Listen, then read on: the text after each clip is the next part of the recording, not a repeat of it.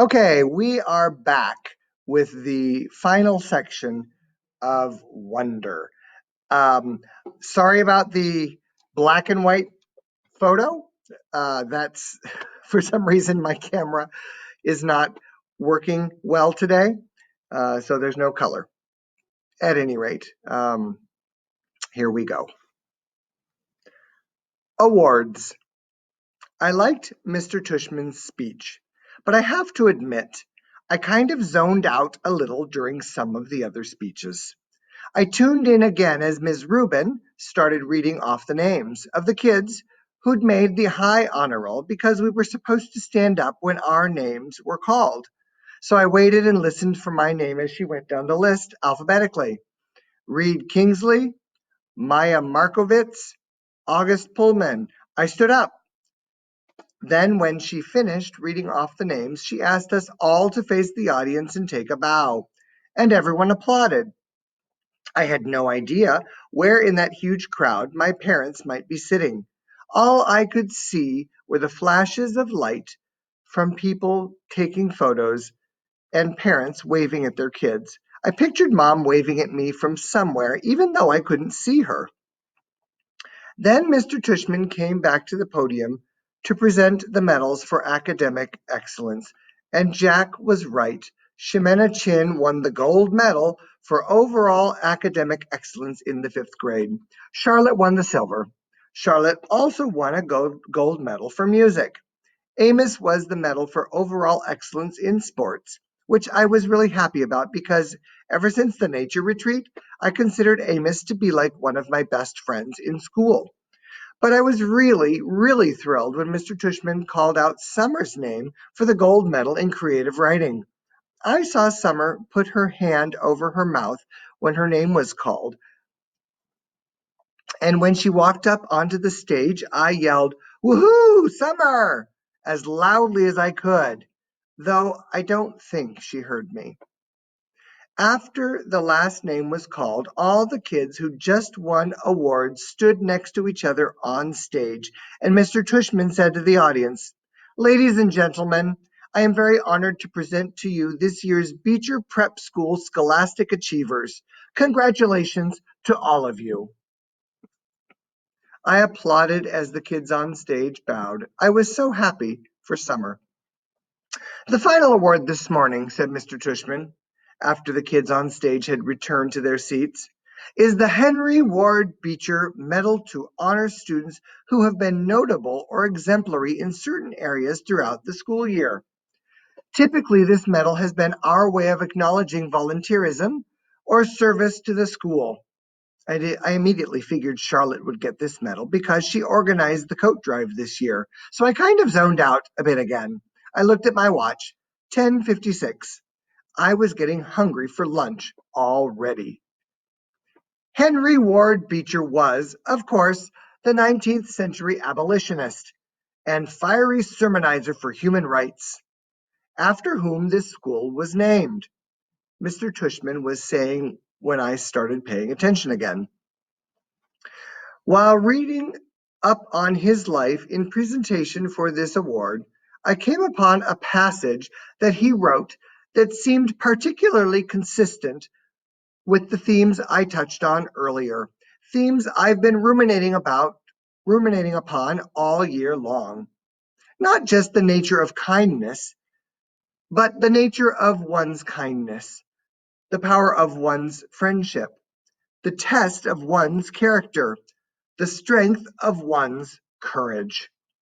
And here the weirdest thing happened. Mr. Tushman's voice cracked a bit, like he got all choked up. He actually cleared his throat and took a big sip of water. I started paying attention, for real now, to what he was saying. "The strength of one's courage," he repeated quietly, nodding and smiling. He held up his right hand like he was counting off. Courage, kindness, friendship, character. These are the qualities that define us as human beings and propel us, on occasion, to greatness. And this is what the Henry Ward Beecher Medal is about. recognizing greatness. But how do we do that? How do we measure something like greatness? Again, there's no yardstick for that kind of thing. How do we even define it? Well, Beecher actually had an answer for that. He put his reading glasses on again, leafed through a book, and started to read.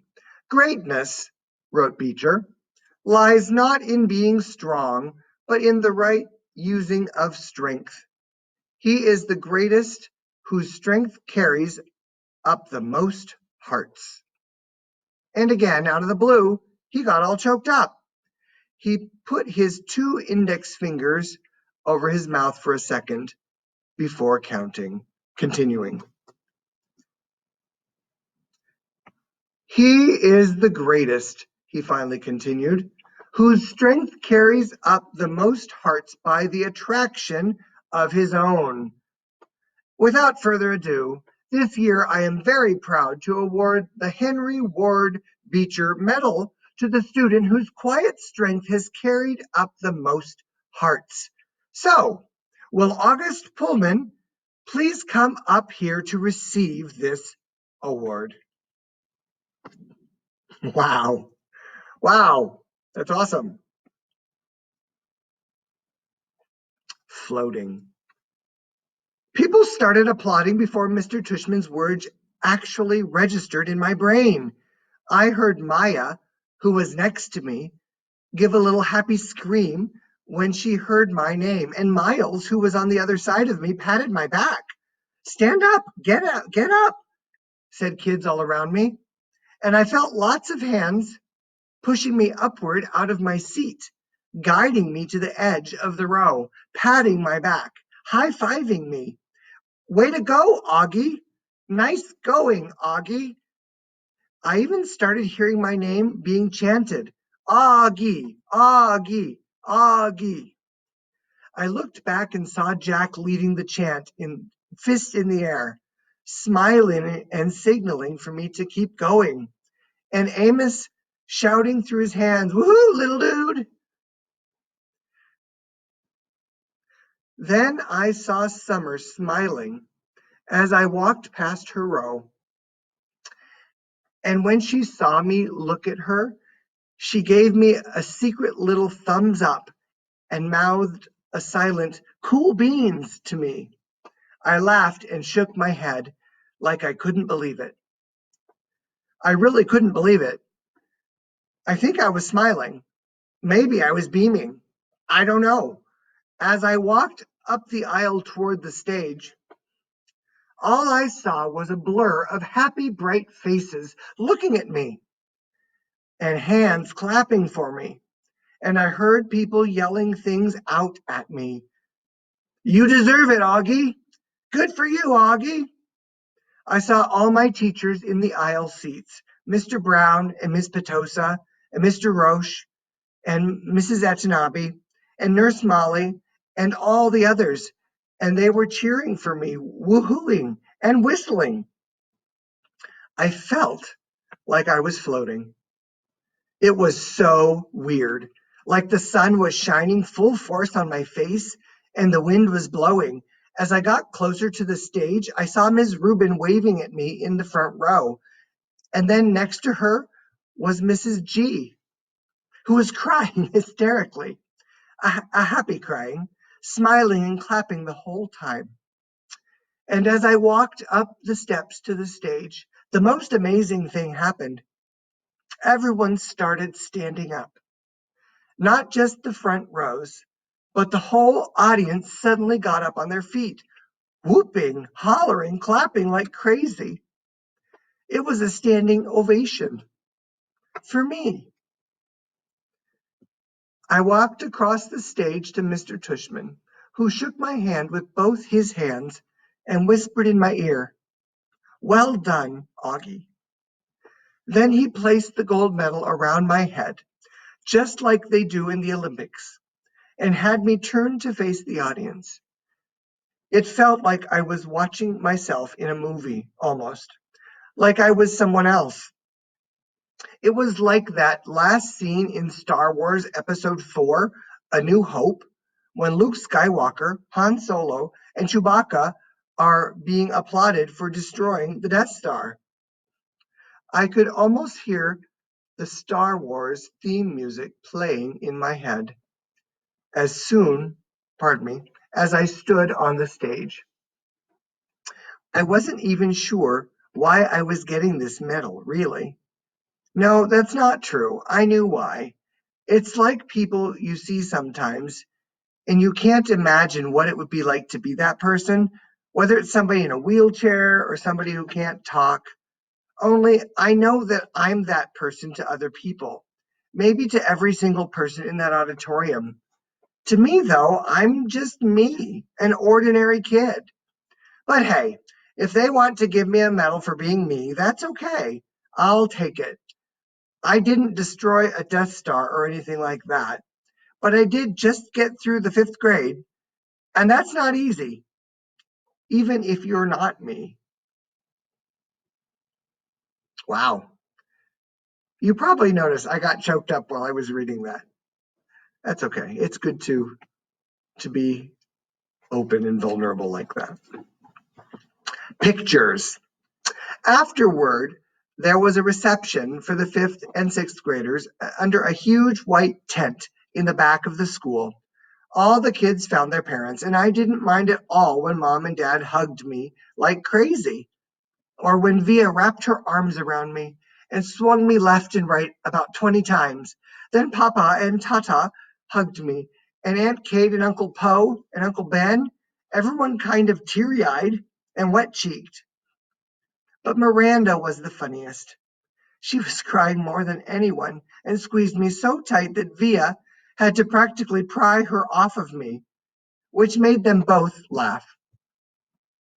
Everyone started taking pictures of me and pulling out their flips, and then Dad got me, Summer, and Jack together for a group shot.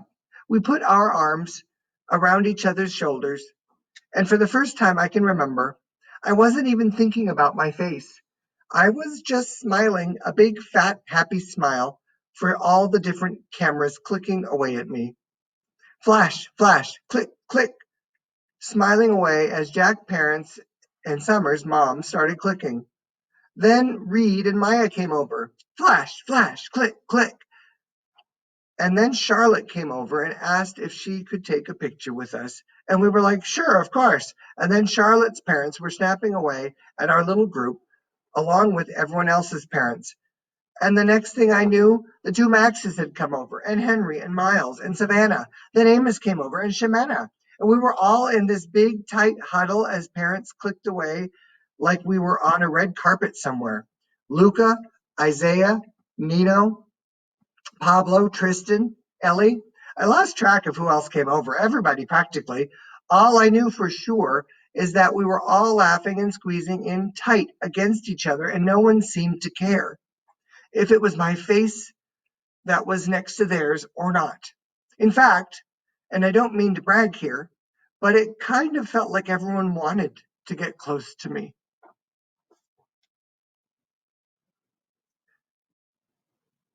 Wow, that's a big difference, isn't it? The walk home.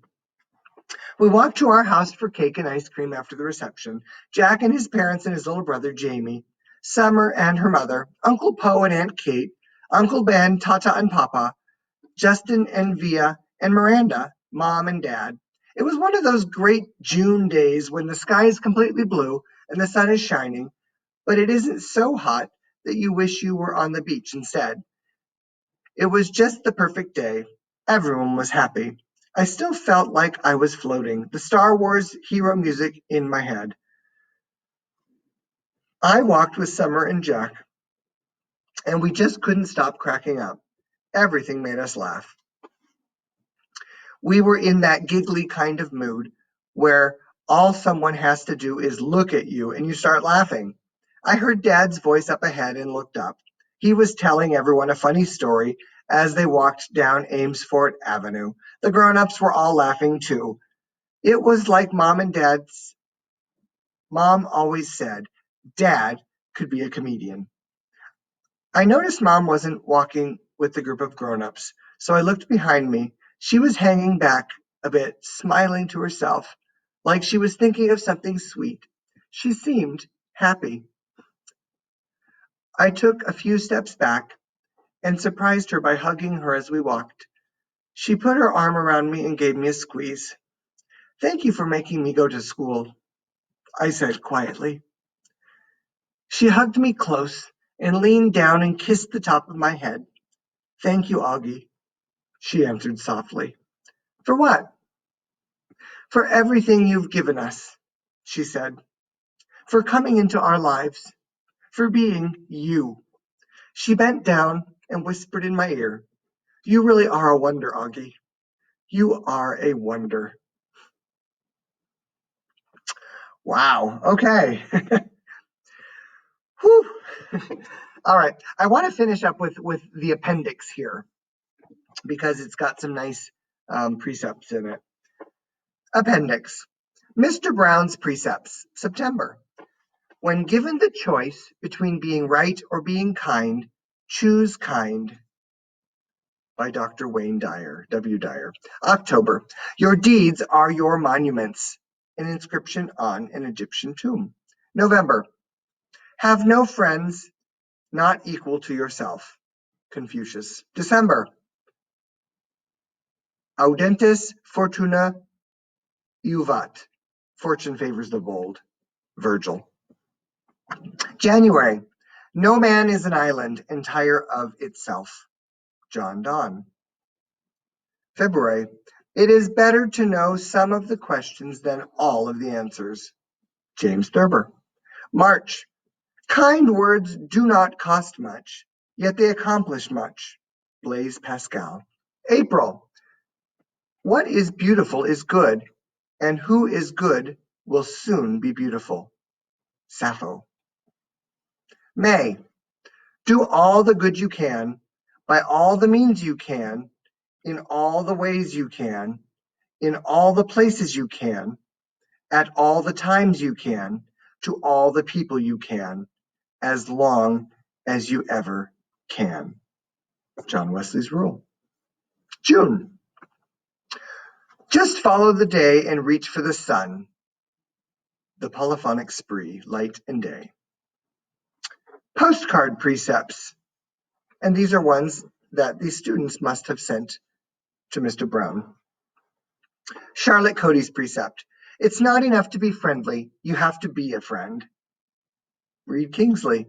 Save the oceans, save the world. Me. Tristan Fiedelholzen's precept. If you really want something in this life, you have to work for it. Now quiet.